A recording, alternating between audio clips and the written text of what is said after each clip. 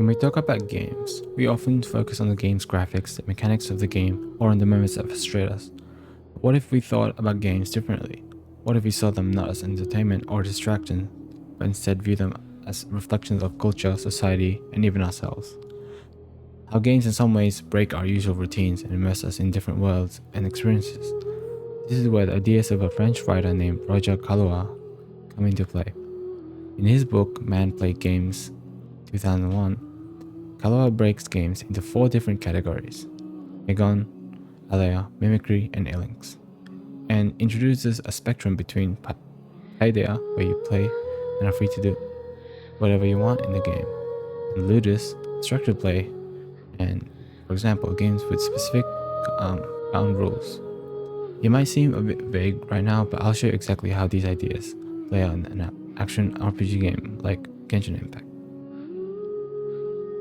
Caillois' theory of play helps us analyze games not just as entertainment, but as cultural experiences, and identifies 4 types of play.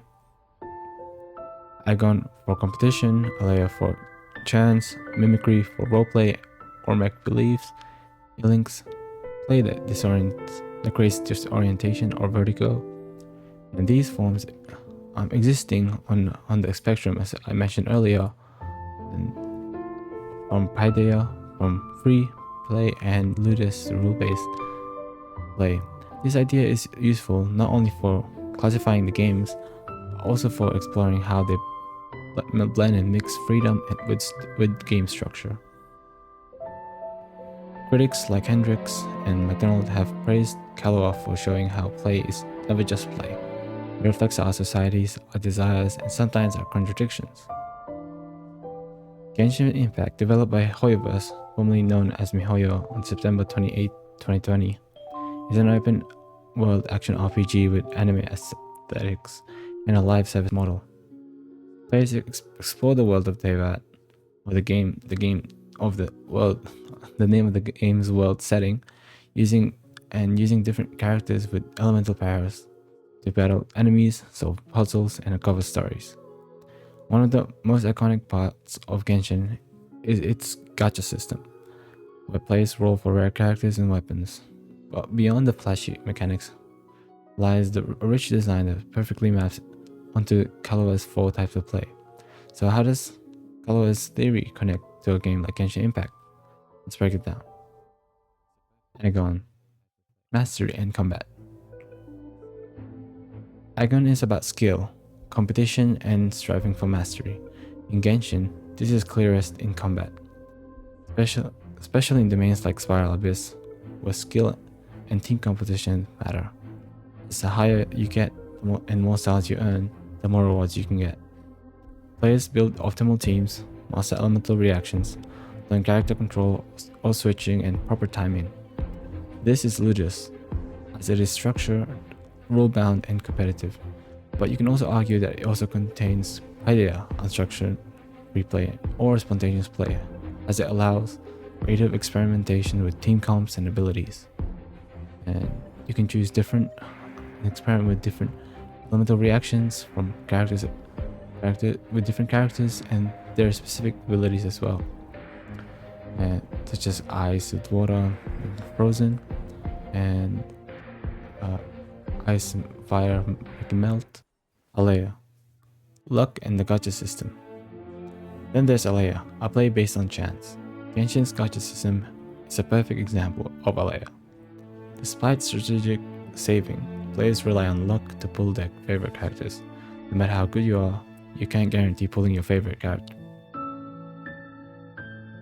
However, compared to other gacha games, Genshin has a system that includes a pity mechanic, a guarantee after a certain number of rolls. So while it starts as Alea, the basic structure adds a layer of Ludus. So although it is luck-based gacha system, reaching 90 pity, for example, guarantees you a 5-star, and with a 50-50 chance of getting the character you want, the limited character on the banner. And after losing your 50-50, your next 5-star will be the limited character. In a way, making the gacha system Ludus. This mechanic is what Cosgrave warns us about. in what he calls a fatal contamination, where gambling mechanics blur the line between play and risk, fun and compulsion, and where play becomes gambling. Mimicry. Becoming the traveler. Mimicry is about stepping into a role. In Genshin, players become the traveler, exploring, solving mysteries, and engaging in a rich fantasy narrative.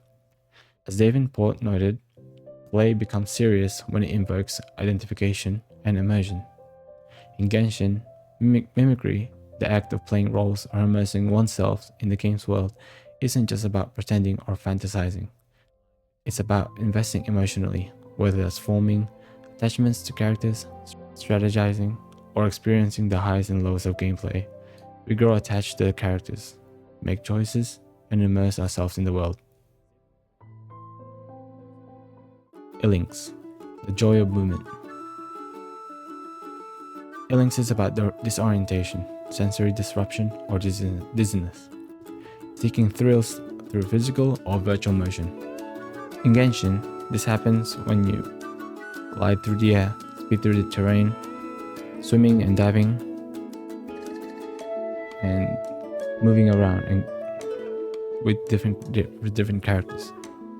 This is how Genshin incorporates Ilinx into its world design, creating thrills through movement, either by characters, in-game puzzles, in-game mechanics, or character abilities. Conclusion. So what's the takeaway from all this? Roger Caillois' theory helps us break down and analyze not just entertainment or how games function and operate, how they resonate with and how they impact us. Genshin Impact isn't just a gacha game, it's a complex gaming experience that immerses us into a world of skill, luck, creativity, and thrill. By mapping Caillois' 4 categories onto Genshin, we see how a game can simultaneously challenge our skills, test our luck, immerse our identities, and thrill our senses. And whether you're speedrunning the abyss, pulling for your next 5-star, doing quests to help people in the game, or gliding in the sky and swimming in the sea, you're living through Caillois' 4 forms of play.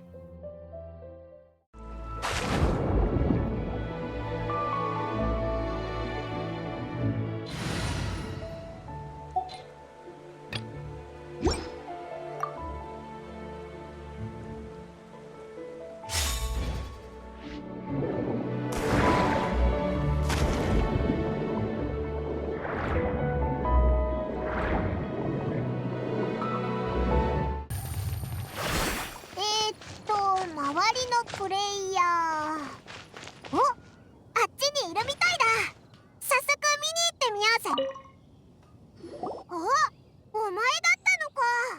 どうなさいましたか？ご用件は何でしょう？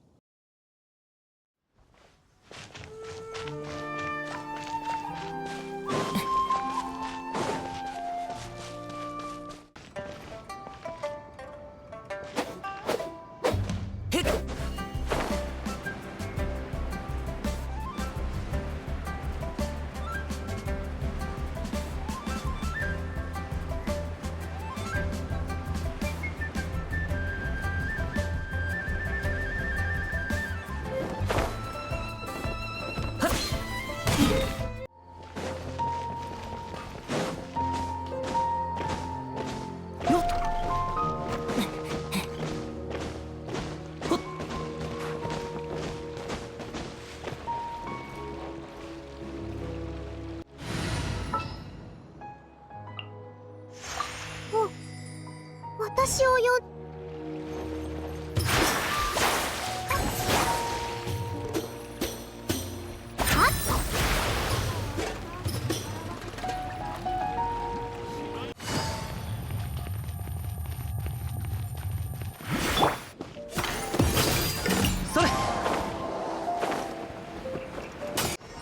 次は何にあ